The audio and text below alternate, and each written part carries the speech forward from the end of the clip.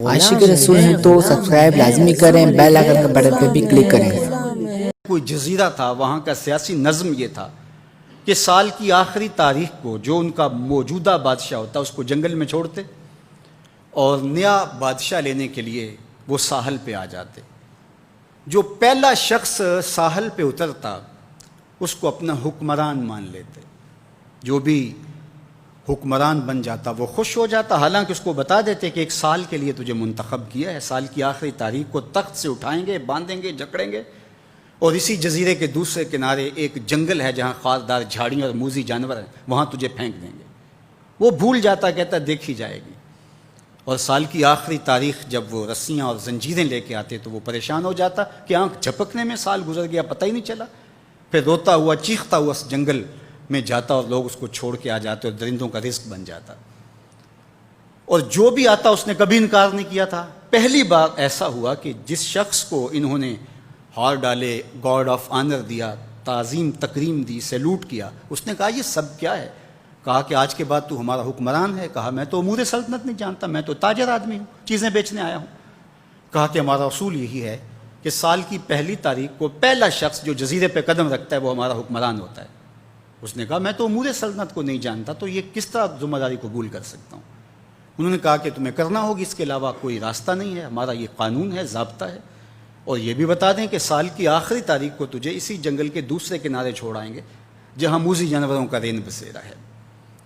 تو اس نے کہا اگر انجام اتنا دردناک اور خطرناک ہے پھر تو میں بالکل جانے کے لیے تیار نہیں ہوں۔ تو انہوں نے کہا تو چاہے نہ چاہے باندھ کے بھی تخت پہ بٹھانا پڑا تمہیں بٹھائیں گے۔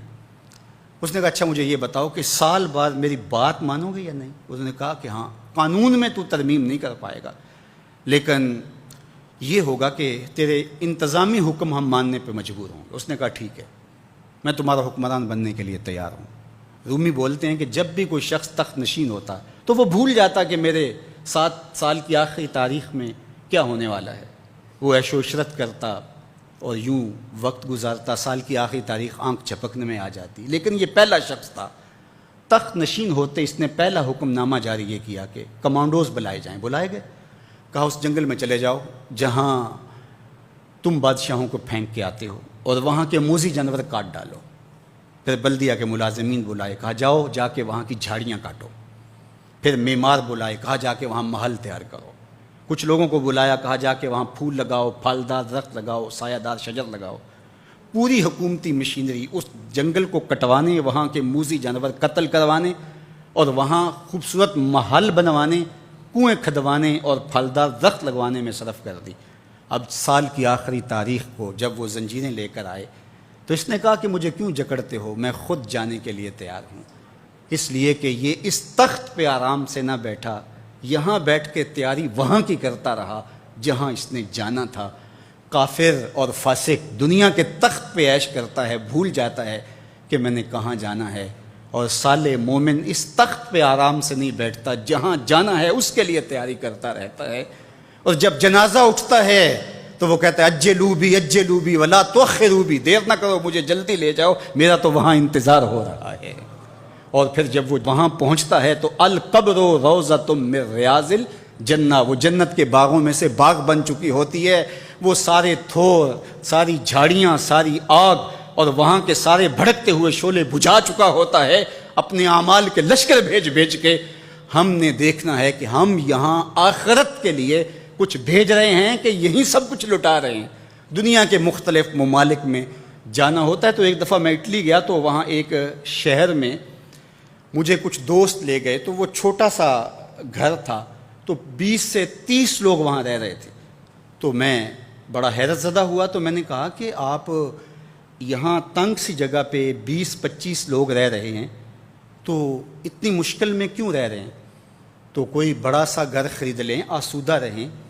تو انہوں نے کہا کہ جناب آپ ہمارے علاقے میں جا کے دیکھیں، 5-5 کنال کے گھر ہم نے وہاں شروع کیے ہیں۔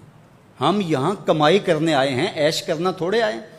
ہم تو چند سالوں کے لیے یہاں آئے ہیں، اس لیے ہم یہاں سے کماتے ہیں، بھیجتے وہاں ہے جہاں ہم نے ہمیشہ جا کے رہنا ہے۔ میں نے کہا یہی تو میں سمجھانے آیا ہوں، جہاں جتنا رہنا ہے وہاں کا انتظام بھی اس حساب سے کرو۔ حضور نے فرمایا کن فی الدنیا کا انا کا غریب او عابر السبیل، دنیا میں ایسے رہو جس طرح مسافر اور اجنبی رہتا ہے، دنیا پر جینا لگا کے بیٹھ جاؤ، چند دن کے لیے آئے ہو، یہ آخرت کی کھیتی ہے، دار العمل ہے، وہ آخر دار الجزا ہے، تو قبل اس سے کہ وہ وقت آئے ہاتھ ملتے رہ جائیں، توبہ کا در کھلا ہے، سورج ابھی مغرب سے طلوع نہیں ہوا، اللہ کی رحمتیں برس رہی ہیں، اٹھے ہوئے ہاتھ وہ موڑتا نہیں، خالی نہیں پھیرتا، تو اس کی دہلیز، اس کا در، اس کی چوکھٹ نہ عاشق رسول چھوڑنا، کی ویڈیو اور سب سے آج پہلے غور دیکھنے کرنا کے کہ ہم لیے کھڑے کہاں سبسکرائب ہیں۔ کریں، بیل آئیکن کے بٹن پہ کلک کریں تاکہ ہماری لیٹسٹ ویڈیو آپ تک پہنچ سکیں۔ شکریہ۔